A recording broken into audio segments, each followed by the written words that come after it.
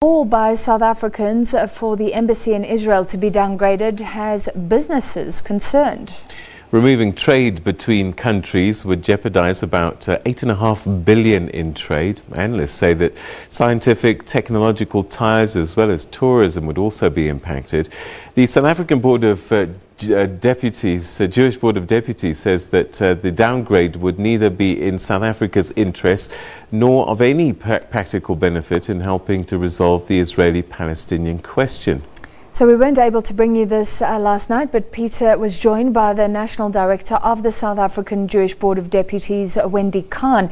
She said that trade and freedom of movement would be impacted. Let's take a listen. Certainly there would be implications on trade, there would be implications on tourism, and I don't think that right now our country should be embracing further trade. Why would there be an impact? Would you stop people coming to Israel if there was a downgrade in the embassy? I think that there would be less facilitation of trade, certainly, when an embassy doesn't have a senior, diplomat, certainly there would be an impact on trade. And I think that we need to look at the possibility that could happen, that the Israeli embassy in South Africa could potentially also be closed, which would again have a very serious implication on trade. There's also the possibility that visas might be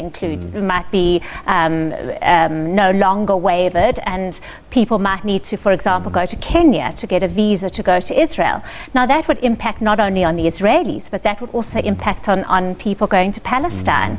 I can't see how that's in anybody's interest. So there's this idea that how and various other bodies are saying that, look, you know, we can't support Israel. Much of the things that they're doing now are similar to during the apartheid era.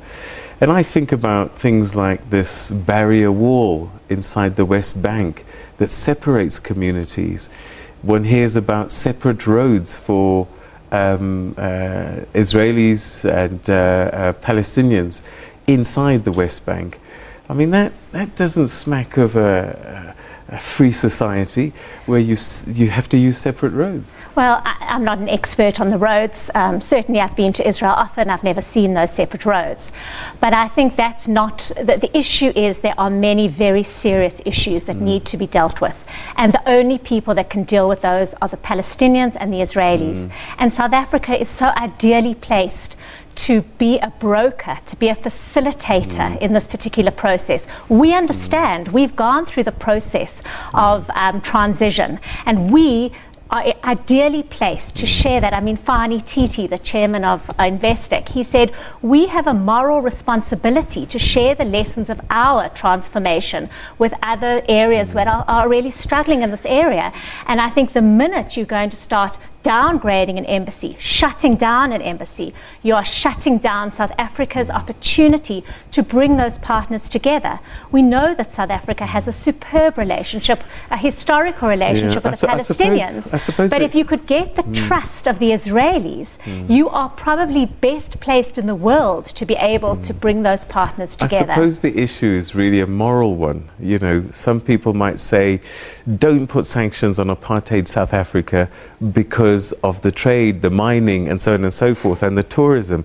But of course, it was morally reprehensible. So despite the economics, the moral question was much greater. When you hear somebody, when you hear Mandla Mandela say, because he's there in the West Bank. He's in the West Bank, but has he gone to Israel? So he says, the settlements I saw here in the West Bank remind me of what we suffered in South Africa. I mean, that's quite a serious comparison. Yeah, I think for me what's been very sad with Mandla Mandela's trip is that he certainly has engaged with the Palestinian leadership, but he hasn't engaged with the Israeli leadership. If you want to make a difference, if your real motive in this whole issue is to build peace between the Israelis and Palestinians, surely you have to meet with both of them. Surely you have to bring them both together. There's no point in going to the region and only talking to one partner. And that's what the issue is here. We all know the problems, we all know the difficulties, but where do we want to end up? Where do we want, we personally, as the Jewish Board of Deputies, we want a two-state solution. We want the Palestinians to have a state alongside an Israeli state. And to do that, we need to bring people to the table. And it's not an easy exercise. We as South Africans know that. So the West Bank is occupied, and that's problematic already, isn't it? And when you look at the barrier wall and it's being twice as long as the Green Line and sort of feeding into and cutting off portions of Palestinian territory, that's not a great place to start negotiations. And that's why the two parties need to sit together, and they need to understand what the insecurities. The Israelis need to share their insecurities, the suicide bombings, the real dangers that they deal with. And the Palestinians need to share their insecurities of the real difficulties that they are dealing with continuously. But the only way that we can do that as South Africa is to take our role very seriously. And by shutting down an embassy, we can't do that.